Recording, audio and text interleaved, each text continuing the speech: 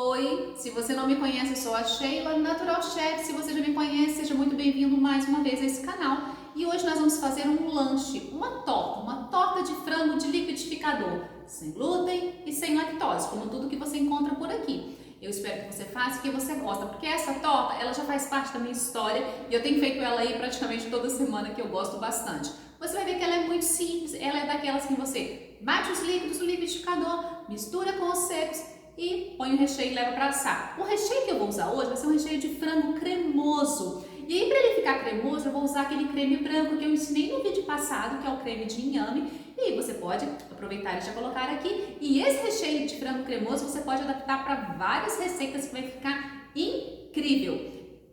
Vamos para a receita. Para fazer essa torta, vou usar um recheio de frango cremoso. Esse frango, para ele ficar cremoso, eu usei um creme de inhame que eu expliquei no vídeo passado. Você pode fazer o recheio da sua preferência, mas eu acho que assim ele fica bem gostoso e eu vou deixar na descrição para você. Vou usar de farinha a farinha de aveia, somente essa farinha hoje. Vou bater no liquidificador os líquidos. É uma torta muito simples e também vai estar na descrição todos os ingredientes que você precisa usar. Coloquei os líquidos misturados aos secos, vou misturar bem aí para incorporar tudo, fica uma massa bem líquida mesmo. Depois eu vou entrar com o fermento, incorporo ele bem para poder colocar na forma. Eu vou estar usando uma forma de aro removível, perceba que eu coloquei um papel aí no fundo para sair mais fácil. Coloco metade da massa no fundo, dou uma espalhadinha e venho com o recheio. Na hora de colocar o recheio, preste atenção para que você espalhe esse recheio muito bem, para que ele pegue todo o fundo da sua assadeira.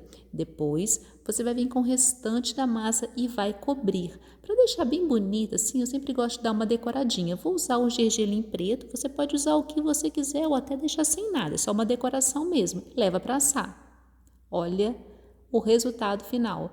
Eu adoro essa torta. Ela fica assim desmanchando, esfarelando um pouquinho, sabe? Aquele recheio cremoso nessa massa mais sequinha.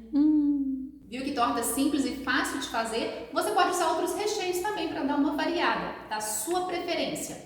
Eu quero ver você fazendo, hein? Me marca lá no Instagram que eu vou te repostar ou volta aqui, comenta o que você fez, como é que foi sua experiência. Espero que você goste e até o próximo vídeo.